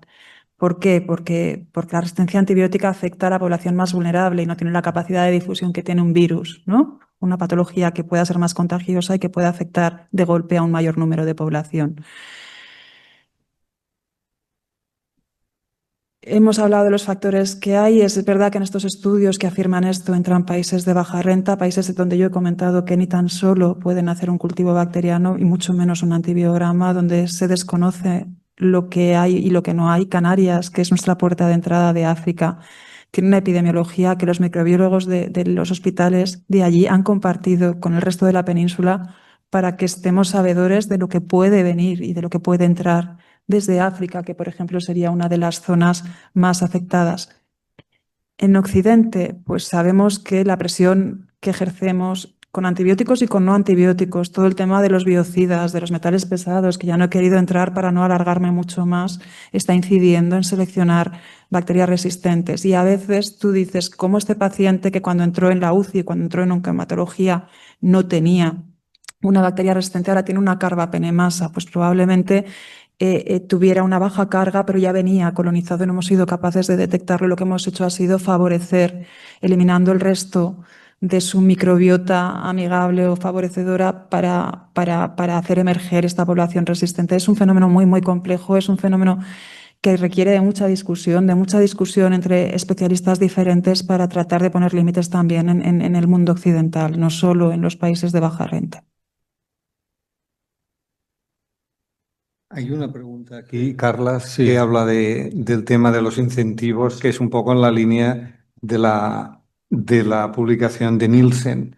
Entonces, lógicamente, si estamos de acuerdo o no con una incentivación a la industria farmacéutica para que investigue, pues lógicamente a cambio de un proyecto que se seleccione porque tiene tiene un rational que sea correcto y que se le vea futuro, no dejaría de poder ser proyectos que podían ser competitivos desde el punto de vista de la industria farmacéutica para recibir incentivos y desarrollar moléculas nuevas. Esto está clarísimo que sí. Això ho enllaçaria amb el comentari de l'altre dia del doctor Trilla en quant al desenvolupament de la vacuna, que algun govern, l'americà concretament, va apostar molts diners per desenvolupar la vacuna de forma molt ràpida i que ho va aconseguir. És a dir, que si els governs aposten per aquest tipus d'incentius, la indústria farmacèutica s'hi posa. I possiblement has de tenir, perquè l'altre dia amb la conferència que va donar el doctor Trilla, lògicament, els dos laboratoris, Moderna i Pfizer, eren dos laboratoris que tenien una recerca inicial amb RNA, etcètera, que ja els hi donava, segur que van presentar un mega informe i tenir en compte que dos laboratoris com aquests són molt competents per agafar i vendre-li amb un govern, a part de l'interès del govern per la pandèmia, no? Doncs jo amb aquesta mateixa línia crec que, em sembla una pregunta molt adient, amb aquesta mateixa línia possiblement seria superrendible. El que passa que possiblement no és per fer recerca d'un nou antibiòtic d'aquests de numerador-denominador, sinó una nova línia de... És el mateix que les vacunes, que no hi havia vacunes d'aquest tipus i van aparèixer aquestes dues, però no més de lo mismo, no un Me Too, sinó una cosa nova. Sí, ho veig claríssim. És una pregunta que li agraïm molt al doctor Esteve que ens fa des de casa. Gràcies, Emili. Director d'Innovació de l'Hospital del Mar, per presentar-me. No, si em permetéssiu només un comentari, perquè amb això dels incentius, clar, hi ha un aspecte, no sé què en penseu, però clar, el sistema de patents, que és una cosa que funciona perquè funciona, el sistema de patents és un bon incentiu perquè el sector privat inverteixi diners per recuperar la inversió i faci un bé comú, com el tema dels fàrmacs. Clar, amb coses que són per no utilitzar, perquè els antibiòtics que haurien de sortir han de ser antibiòtics de rescat, no? De dir, escolta, no els podem utilitzar massivament. Clar, el sistema de patents no incentiva tot això, perquè al final, dius, escolta, has d'anar a buscar volum que et permeti retornar la inversió, i llavors vol dir que has de ficar uns preus altíssims. Doncs jo no sé què penseu d'això, potser, Santi, que tu tens més, o el doctor Codina o la doctora, No sé si hi ha algun moviment que estigui incentivant això, no? Models de premis, models que diguin, escolti'm, no es guanyi la vida amb la patent, guanyis la vida és com tregui l'antibiòtic que nosaltres no pensem utilitzar excepte en casos molt determinats, vostè s'emporta un dineral independentment de les ventes, perquè el tema de jo penso que això és un factor que restringeix la inversió en recerca amb aquest tipus de coses, però no sé si en teniu opinió de tot això.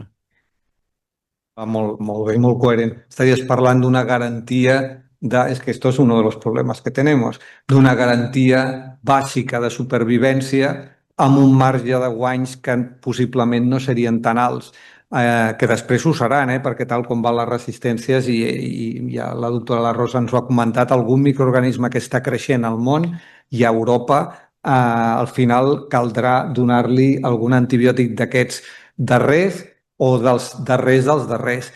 A mi em sembla una línia que podia ser, parlaven aquí dels vouchers també a nivell europeu, etc. Crec que s'ha de ser intel·ligent, clar, es nota que tens molta experiència amb la innovació, tenim la sort de tenir-lo de director d'innovació, realment haurien de buscar mesures atractives perquè la gent busqués un altre del calaix, altres coses diferents de les que s'han buscat fins ara. Una mica el que deia el doctor Codina de les vacunes, doncs 3/4 del mateix. Crec que s'ha de fer un canviazo, un canvi de ritme. I en els congressos internacionals tampoc es parla de coses esperançadores, que diguis, ui, sembla que hi ha alguna cosa. Jo havia sentit algun immunomodulador que es fa servir pel càncer, que s'havia estat tastant per provar-lo per immunomodular el tractament d'alguna infecció. No diré el nom per no fer publicitat, encara que diria el genèric. Però s'ha fet això, hi havia alguna línia de recerca, però s'ha quedat pel camí, tampoc se sap. La teva idea estaria bé. Ara em pregunto jo, per preguntar-me, a fer la reflexió, que en un món de recursos limitats, a veure d'on treus alguna cosa d'aquest tipus. O tens molt clar, no? O hi ha una línia de pressió tan important, perquè aquí estan les vacunes, Carles, la línia de pressió és importantíssima per sortir les vacunes, hauries de tenir això. Tenim inversió per armes, però que haurien de ser armes també. Exacte, una mica això. Sí.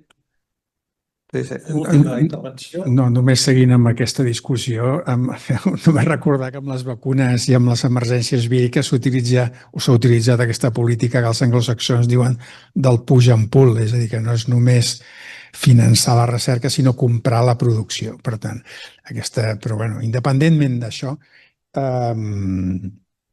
aviam, la realitat és que el problema de l'antibiòtic és que cura, i aquesta és la trista realitat. I el negoci està amb la cronificació. Aleshores, difícilment una indústria acabarà fent un esforç molt important davant d'una fórmula que, encara que tingui una patent, sap que la perdrà en poc temps i que després, vull dir que...